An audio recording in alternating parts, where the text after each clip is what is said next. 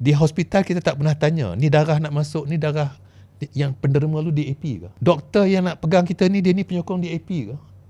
Ataupun dia penyokong PAS ke? Kita tak pernah tanya begitu.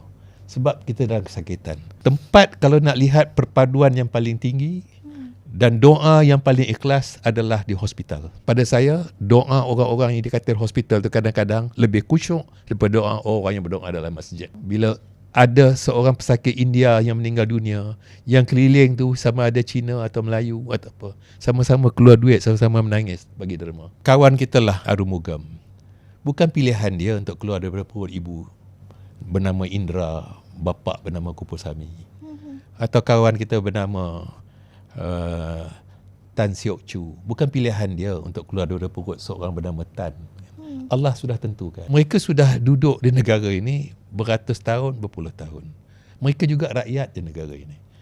Mereka juga tak ada negara lain. Jadi pada saya, kita harus tenggelamkanlah perasaan membenci, mencurigai, dan kita pandang sesama kita ni sebagai rakyat Malaysia, sebagai hamba yang Allah ciptakan berbagai kaum, berbagai bangsa, berbagai bahasa. Dan kita janganlah meredai diri kita ini untuk digunakan dengan tiupan-tiupan politik ini untuk membuatkan kita benci, syakwa sangka